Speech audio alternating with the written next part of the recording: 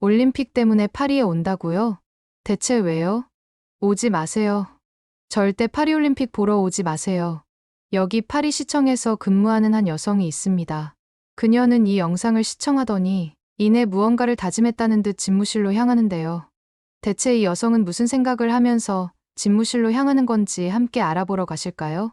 잠깐, 1초 만에 누를 수 있는 좋아요 버튼만 눌러주시면 영상 제작에 큰 힘이 됩니다. 안녕하세요. 저는 파리시청에서 근무하고 있는 말이라고 합니다.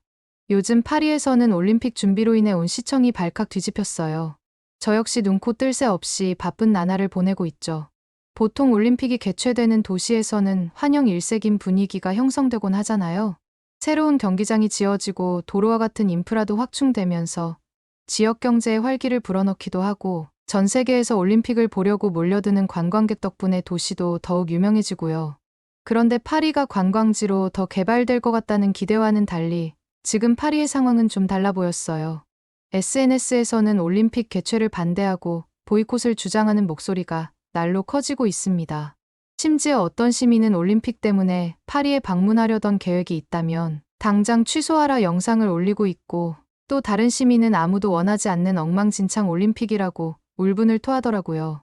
이제는 오죽하면 올림픽 기간에는 마치 생지옥을 방불케 하는 공간이 될 거라는 말까지 나오고 있어요. 사실 파리올림픽을 준비하고 있는 저 역시 물론 시민들의 불만이 이해가 안 되는 게 아니에요. 최근에는 올림픽 관계자나 관광객들에게 숙소를 내줘야 돼서 지금 살고 있는 기숙사를 비워줘야 된다고 강제로 쫓겨난 대학생들도 있고, 일드프랑스라는 지역 도지사는 올림픽 기간에 지하철 이용객이 늘어날 것을 대비해 운임을 2배로 올리겠다는 방침을 내놓기도 했거든요. 당연하게 누리고 있던 걸 빼앗기게 되었으니 당연히 들고 일어날 만하다고 생각했어요. 매일 이용하는 지하철 요금이 어느 날 갑자기 2배로 뛰게 되었고, 막상 그에 걸맞은 시설 개선은 전혀 없이 지하철을 탈 때마다 오히려 관광객으로 북적거리게 되어 불편하게 되면 어떨까요? 짜증이 당연히 날 수밖에 없겠죠. 저희 시청 내부에서도 지하철 요금 인상에 대해 말들이 많았어요. 그것도 그럴 것이 2017년 올림픽 유치 당시 프랑스가 내세웠던 공약과는 전혀 동떨어진 결정이었거든요. 당초 프랑스는 런던 올림픽이 열렸을 때처럼 경기장 티켓을 가진 관객들에게는 대중교통을 공짜로 이용하게 해주겠다고 약속했었어요. 거기다가 2019년 한 언론 인터뷰에서 올림픽 조직위원장은 티켓 소지자 무료 수송을 위한 예산이 좀 들겠지만 그건 조직위가 당연히 해야 할 몫이라며 장담했었어요. 그런데 이런 얘기를 했던 사람들이 그때 약속은 뒤로 한 채 요금을 2배나 올려버렸으니 누가 이해를 하겠어요.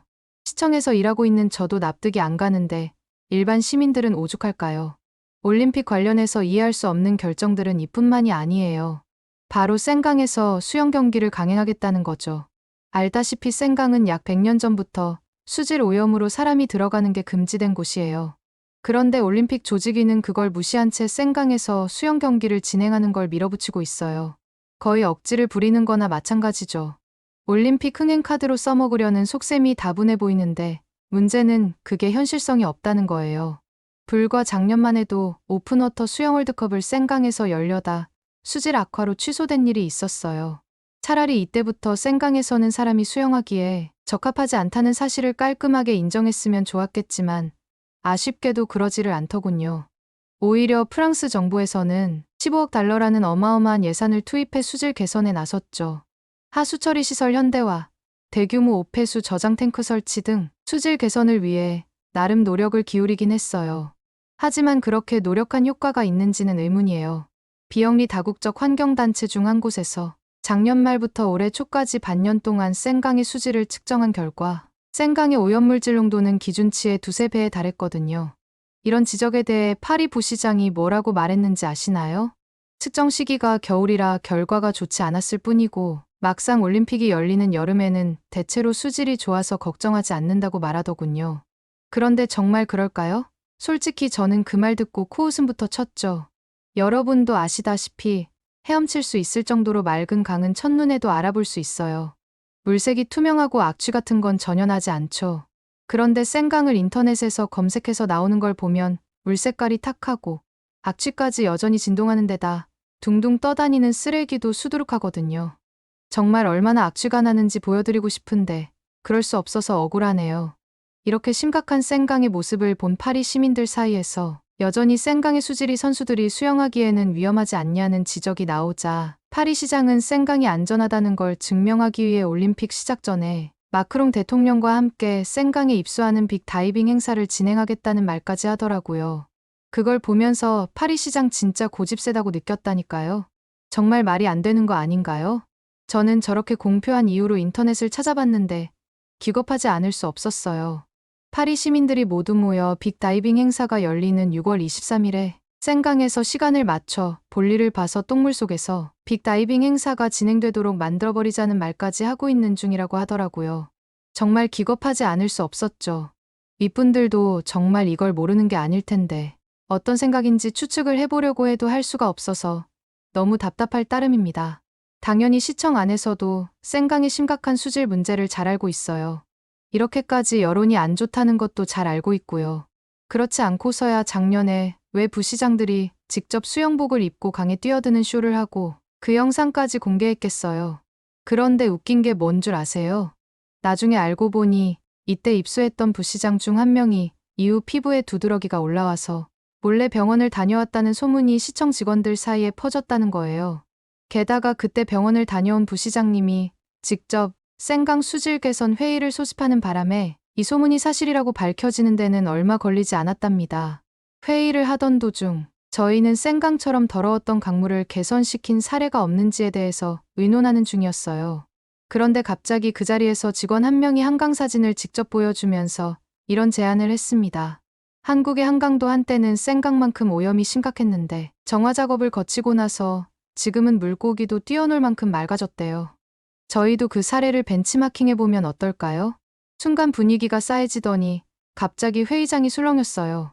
사실 저도 한강이 맑다는 건 익히 들어왔었지만 사진에서 보일 정도로 정말 티끌 하나 없는 맑은 물일 줄은 상상도 못했었거든요. 센강처럼 더러웠던 물이 저렇게도 개조가 될 수 있구나 싶더라고요. 다들 저게 말이 되냐고 웅성거리다가 회의는 어설프게 마무리됐어요. 그런데 갑자기 부시장께서 저를 부르시더라고요. 왜일까 싶었더니 부시장께선 즉각 저를 불러 TF팀을 꾸려서 한국에 당장 가보라고 지시했어요. 그것도 다른 나라에 소문이 나지 않게 조용히 다녀오라고 말이죠. 외부에 이 사실이 알려지면 시에서 센강 관리에 완전히 실패했다는 걸 스스로 인정하는 꼴이 될 테니까요. 그렇게 급조된 TF팀을 이끌고 저희는 한국행 비행기에 몸을 실었어요. 사실 센강의 수질을 한강 수준으로 끌어올린다는 게 가능할지도 의문이었죠. 한강은 손을 넣으면 손이 다 비칠 정도로 맑은 물같이 보였거든요. 하지만 지금 상황은 심각했고 지푸라기라도 잡아야 할 판국의 마지막 희망을 걸어볼 수밖에요. 그렇게 저는 극비리에 한국으로 출발했어요. 그렇게 한국행 비행기를 타고 인천공항에 발을 디딘 순간 저는 입이 떡 벌어지고 말았어요. 상상했던 것보다 10배는 넓어 보이는 공항 규모에 압도당한 거죠. 시설 하나하나가 얼마나 깔끔하고 현대적인지 어떻게 관리하면 이 정도로 완벽할 수 있는 건지 믿기지가 않더라고요. 그러자 문득 파리 샤를드골 공항의 모습이 떠올랐어요. 요즘 그 공항이 얼마나 문제가 많은지 모르겠다니까요. 수화물 분실 사고가 끊이질 않고 승객 수요는 폭증하는데 공항 확장은 언제 하게 될지 기약도 없는 상태라 정말 막막해하고 있거든요. 더군다나 이번 올림픽으로 관광객이 몰려올 텐데 그 인파를 어떻게 감당해야 할지 아무도 답을 내지 못하고 있어요. 그와 다르게 인천공항은 완전히 딴 세상 같더군요. 수화물도 분실 걱정 없이 신속하게 찾을 수 있고 입국장은 꽉 막힐 법도 한데 믿기지 않을 정도로 줄이 술술 빠져나가더라고요. 프랑스에선 상상도 못할 광경이었어요. 도대체 어떤 비결이 있는 건지 그때부터 더욱 한국이 정말 궁금해지기 시작했죠. 그렇게 저는 입국 수속을 마치고 입국장 밖으로 향했어요. 거기서 반갑게 맞이해준 사람은 한국 정부 관계자였죠. 악수를 나누며 첫인사를 건넸어요. 그리고는 공항이 생각보다 훨씬 널찍해서 놀랐다고 말씀드렸죠. 그러자 관계자분이 웃으며 말씀하시더라고요. 사실 지금 인천공항을 더 넓히는 공사가 한창이라고 말이에요. 이 터미널을 확장하는 4단계 공사인데 공사가 진행된 지 30년이 넘었다고 하셨어요. 정말 어마어마한 프로젝트를 진행하고 있구나 싶었어요. 이제 막바지라 완공이 머지않았다고 하시는데 정말 궁금하더라고요. 인천공항 확장 공사에 대한 말을 듣는 순간 프랑스의 현실이 다시 한번 뼈아프게 다가왔어요. 프랑스도 2000년도에 노트르담데랑드 지역에 새 공항을 지으려 했었거든요. 1조 원이 넘는 초대형 프로젝트였죠. 그런데 결국 백지화되고 말았어요. 시작도 못 해본 채로요. 샤를드골 공항도 마찬가지예요. 네 번째 터미널을 새로 지어서 연간 승객 4천만 명을 더 받겠다는 야심찬 계획이 있었는데 시작부터 삐걱댔죠. 사업성이 없다. 환경 파괴다 하는 반대 목소리가 빗발치더니 급기야 마크롱 대통령이 직접 나서서 철회를 선언하고 말았답니다.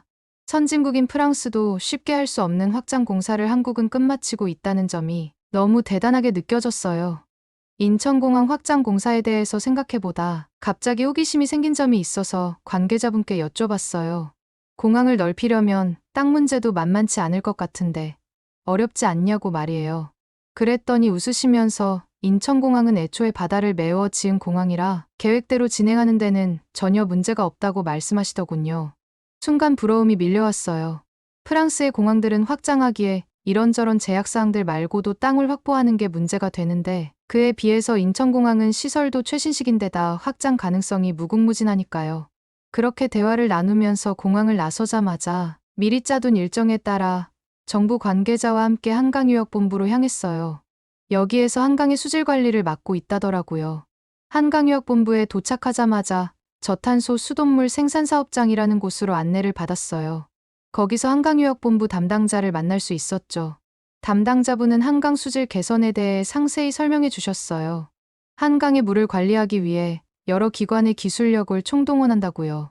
수질 보호부터 시작해서 홍수 예방, 생태계 균형, 수자원 공급에 이르기까지 다방면의 노력이 있어야 맑은 한강을 유지할 수 있다는 얘기였죠. 그런데 그 다음에 나온 말에 저는 입이 떡 벌어지고 말았어요. 한강에는 무려 3대 초격차 기술이 도입되어 있다는 거예요.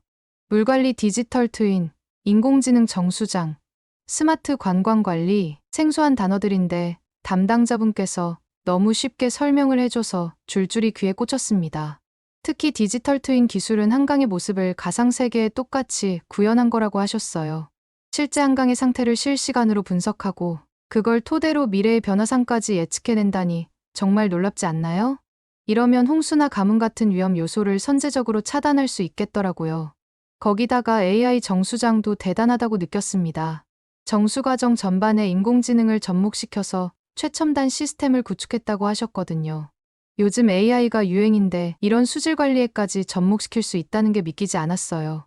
방대한 수질 데이터를 AI가 학습해서 더욱 꼼꼼하고 효율적인 정수를 해낸다는데 그저 감탄할 따름이었죠. 그걸 보면서 과연 프랑스가 생강 수질 복구에 대해 완전히 잘못 대처하고 있는 게 아닐까 의심까지 들더라고요.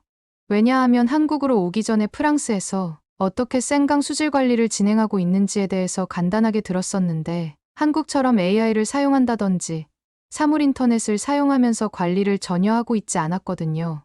다른 건 몰라도 수질 관리 쪽에서는 프랑스가 한국보다 한참을 못 미치는구나라고 생각이 들었습니다.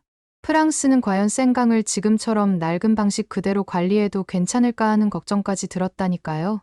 프랑스로 돌아가면 한국에서 들었던 걸 다 기록해서 꼭 알려드려서 개선시키자고 말씀드려야겠다 싶었어요. 한강유역본부 담당자님께선 더 많은 부분에 대해서 한강 수질 관리를 어떻게 하는지 아주 친절하게 하나하나 설명을 해주셨는데 저는 정말 프랑스가 이대로 괜찮을까? 라는 생각이 한 번 든 이후로는 담당자님께서 말씀하시는 게 아무것도 들리지 않았습니다. 그런데도 어떻게 이렇게 단시간에 한강의 수질 복구를 뛰어나게 할 수 있었는지는 확실하게 알 수 있겠더군요.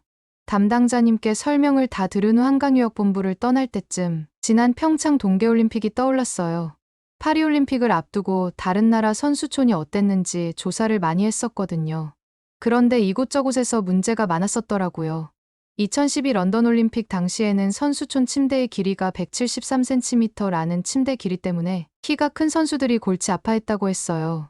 거기다가 2014 소치 동계올림픽에서는 공사가 덜 끝나서 올림픽을 치룰 당시에 외벽 페인트 칠과 지붕 공사가 완료되지 않아 엉망진창이었고 2016 리우 하계올림픽에선 변기에서 물이 새면서 고장나고 전기랑 배관은 맛이 갔다네요.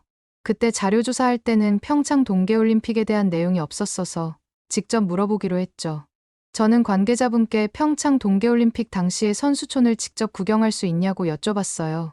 하지만 안타깝게도 지금은 주거지로 바뀌어서 직접 가서 보기엔 어렵다고 하시더라고요. 대신에 영상이랑 사진을 찾아서 보여주겠다고 하셨죠. 관계자분께서는 얼마 지나지 않아서 평창 동계올림픽 당시의 숙소 영상과 사진을 찾아 보여주셨어요. 영상에 나타난 평창 선수촌의 모습은 믿기지가 않았어요. 이게 정말 선수들이 지낸 곳이 맞는지 의심되더라고요. 이 정도면 비즈니스 호텔이 아닐까 하는 생각이 들었습니다. 보여진 영상에서는 널찍하고 깨끗한 방과 고급스러운 거실과 화장실이 보였는데 그야말로 완벽했습니다. 저는 솔직히 이 정도면 호텔 사진으로 잘못 보여주신 게 아닐까 싶어서 이거 호텔 사진 보여준 거 아니냐고 여쭤봤어요.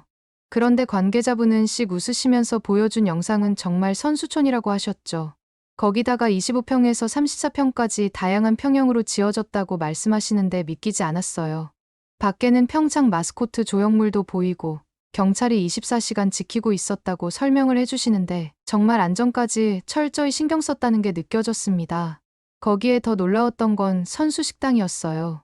마치 대형마트 푸드코트를 방불케 하는 광경에 설마 이게 선수촌 안에 있는 거예요? 라고 관계자분을 붙잡고 물어봤어요. 관계자분의 설명에 따르면 그곳에선 1000명이 한꺼번에 식사를 할 수 있었고 메뉴도 406가지나 된다고 해요.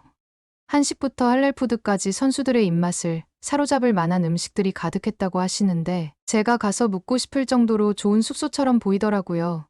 그렇게 선수들에게 천국 같은 경험을 선사했던 평창 선수촌이 당시 엄청난 화제를 모았다는 관계자분의 말씀에 당연하게 고개가 끄덕여졌어요. 뿐만 아니라 관계자분께선 선수촌에는 피트니스 클럽, 종합병원, 미용실 등 선수들의 편의를 위한 시설도 곳곳에 마련되어 있었다고 했어요. 음료 자판기도 이곳저곳에 비치해 두어 선수들이 언제든 이용할 수 있게 했고 미용실에선 헤어와 네일 서비스를 무료로 제공했다고 하는데 선수들을 위한 세심한 배려가 돋보였습니다. 궁금증에 저는 선수들이 가장 즐겨 찾았던 곳이 어디였는지 물어봤는데 관계자분께서는 아무래도 그때 당시 고급 안마의자와 VR 체험관이 있었어서 그런지 그게 제일 인기가 있었다고 하시더라고요. 이런 걸 보면서 한국은 도대체 어디까지 완벽한 건가 감탄하지 않을 수 없었어요. 선수들에게 잊지 못할 추억을 선사했을 이곳에서의 생활이 당시 평창올림픽위원회의 숨은 노력 덕분이라는 관계자분의 말씀에서 자부심이 엿보였죠. 그런데 이 모든 걸 듣고 보니 문득 파리올림픽 선수촌 생각이 스쳐 지나가더라고요. 축구장 70개 크기로 지어진다는데 친환경을 명분으로 에어컨은 없애고 방마다 선풍기를 한 대씩만 두겠다고 했어요. 그것도 2인 1실에 말이에요. 저는 프랑스에서는 왜 굳이 최고의 컨디션을 유지해야 하는 올림픽 선수촌에서 저탄소를 앞세워서 최악의 환경을 조성하는지 이해가 되지 않았어요. 게다가 올해 최악의 폭염이 예고되었는데 자연 통풍과 지하수 시스템으로 버틸 수 있을지 의구심이 들더라고요. 파리올림픽 조직위원회에서는 이번에 친환경을 앞세우기 위해서 과학적으로 자연 통풍이 잘 유지되게 설계해놨다고 했고 지하수를 이용해서 6도에서 10도까지 낮출 수 있는 새로운 시스템을 개발해서 숙소에 기술을 적용했다고 했거든요. 도대체 이게 얼마나 효과가 있을까 싶었어요. 프랑스에도 폭염이 오면 기온이 40도이고 체감 온도는 47도까지 치솟을 텐데 이런 환경에서는 선수들이 컨디션 조절이 사실상 불가능하거든요. 거기다가 옥상마다 정원을 조성하고 태양광 발전기를 설치했다니 선수들에게 무슨 도움이 될까 의문이 먼저 들더라고요. 오히려 선수들에겐 그런 쓸데없는 것보단 에어컨 한 대가 더 소중할 텐데 말이죠. 거기다 이번에 프랑스에서도 또 골판지 침대를 고집한다는 소식에 한숨만 나왔어요. 이전 도쿄 올림픽 때 SNS에서 골판지 침대에 앉자마자 부서지는 동영상이 화제가 됐었잖아요. 저도 그걸 보면서 저거 진짜 미친 거 아니냐고 골판지로 침대를 만드는 게 말이 되냐고 했었거든요. 프랑스는 정말 그걸 교훈 삼고 더 튼튼한 침대를 준비했어야 하는데 똑같이 따라하고 있으니 답답해 미칠 노릇이었죠. 설상가상으로 오랫동안 어망으로 사용했던 플라스틱을 재활용해서 매트리스를 만들겠다고 그러길래 정말 왜 이러나 싶더라고요. 푹신푹신한 매트리스를 제공해주지는 못할 망정 플라스틱이라니 참 어이없었습니다. 저탄소는 한국처럼 수질 관리에나 적용하면 될 것이지. 하필 올림픽에서 저탄소를 적용하겠다는 건 선수들에 대한 배려가 너무 없어 보였어요. 더 큰 문제는 이것들을 이제 와서 뜯어고치기엔 때가 늦었다는 거예요.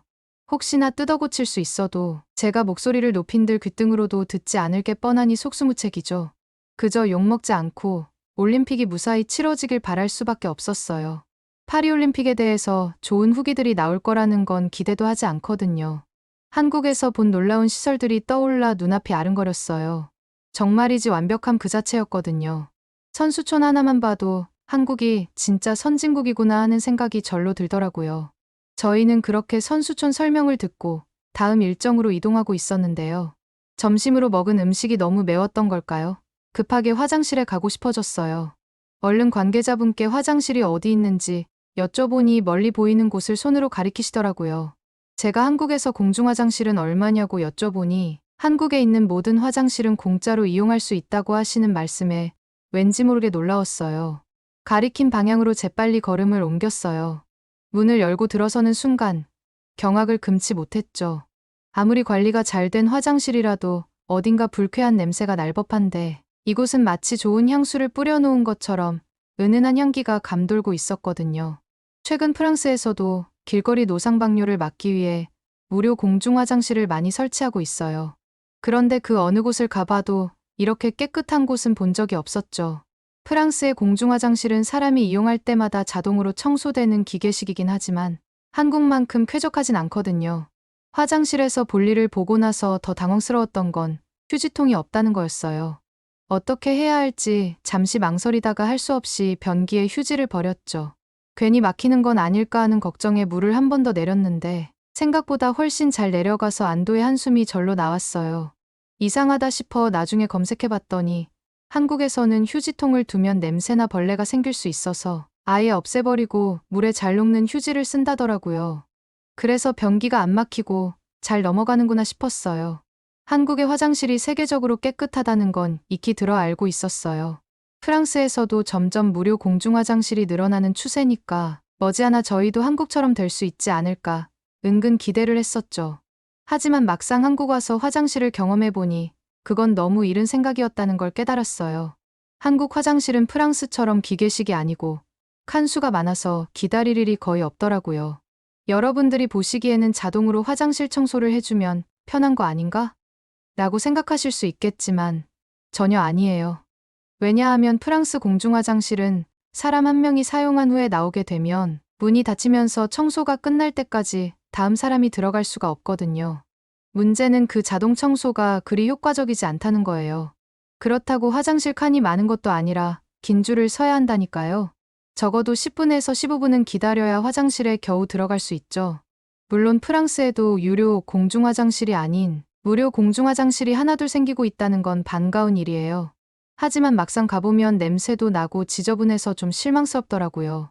선진국이라는 타이틀을 내세우면서 정작 이런 기본적인 시설 하나 제대로 갖추지 못하는 게 이해가 안 갔어요. 프랑스로 돌아가면 꼭 화장실 문제에 대해서도 더 개선할 점이 있다고 말을 해야겠다고 생각했어요. 저는 관계자분께 여러 가지 한국의 장점을 들은 후 프랑스에 복귀했습니다. 한국에서 보고 배운 것들을 곰곰이 되새기다 보니 정말 프랑스의 많은 부분이 달라져야 한다는 생각이 들더라고요. 저는 부시장님께 가서 생강 수질 관리뿐만 아니라 선수촌 문제도 짚어봐야겠다고 생각했어요. 평창올림픽 선수촌 시설을 보고 나니 파리올림픽 선수촌 숙소와는 비교도 안 될 만큼 훌륭하다고 말이에요. 더군다나 올해 파리는 유난히 폭염이 기승을 부릴 거라는데 선수촌에 에어컨 하나쯤은 마련해줘야 하는 거 아닐까요? 골판지 침대로 구설수에 오른 도쿄올림픽에서도 에어컨은 있었으니 말이에요. 그런데 부시장님께 그 얘기를 꺼냈더니 딱 잘라 반대하시더라고요. 지하수로 온도를 낮추는 기술 개발에 엄청난 돈을 쏟아부었는데 그걸 써보지도 않고 에어컨부터 달자니 말이 안 된다는 거죠. 그래서 차선책으로 1인당 선풍기 하나씩만이라도 제안해봤어요. 그런데도 고개를 내저으시면서 이번에 친환경 숙소를 만드느라 좋은 기술을 적용했으니 많이 기대해달라고만 하시는 거예요. 에어컨은 못해주겠다 치더라도 골판지 침대 정도는 바꿔주면 어떨까 싶어서 말씀드려봤죠. 저희가 아무리 친환경을 내세워도 정작 선수들은 프랑스가 가난해서 그러는 거라고 생각할 거라고요. 아직 올림픽을 시작하기 전인 만큼 계획을 좀 수정하면 안 되겠냐고 물었더니 오히려 한번 정한 걸 번복하면 신뢰를 잃을 거라며 단호히 거절하시더군요. 마지막으로 생강 수질 정화 문제를 꺼냈어요. 지금이라도 한국의 기술을 들여와 제대로 복구하는 게 어떻겠냐고 제안했죠. 그런데 뜻밖에도 부시장님은 남은 기간이 얼마 안 남아서 이렇게까지 전부 다 뜯어고칠 순 없다고 하시더군요. 저는 어이가 없었습니다. 완공 후에 문제가 생겨서 엄청난 추가 비용을 들이는 것보다는 지금이라도 제대로 시작하는 게 더 현명한 선택이라고 봤거든요. 그래서 좀 언성을 높여가며 설득했지만 부시장님은 프랑스가 한국보다 기술력이 뒤처질 거라고 생각하느냐며 오히려 저를 몰아세우셨어요. 그렇게 제가 아무리 개선책을 제시해도 받아들여지는 건 하나도 없더군요. 이럴 거면 저를 왜 한국에 보냈나 싶더라고요. 이대로 가다간 정말 파리올림픽이 제대로 치러질 수 있을지 걱정이 이만저만이 아니에요. 애초에 제가 왜 이 일을 하고 있는 건지 회의감이 들기도 하고요. 한국 사람들은 이렇게 효율적으로 일하는데 프랑스는 왜 이런 기본적인 것조차 바꾸지 못하는 걸까요? 새로운 것에 도전하기보다는 기존의 방식을 고수하려는 태도가 너무 답답하게 느껴졌어요. 그래서 사실 저는 사직서를 써놨어요. 그동안은 어떻게든 참을 수 있었는데 이젠 도저히 못 참겠더라고요. 시청 일을 그만두면 어딜 가야 하나 막막하긴 하지만 그래도 다른 길이 분명히 있겠죠? 그나저나 이렇게 말도 안 되게 준비하고 있는 파리올림픽인데 과연 무사히 끝날 수 있을까요?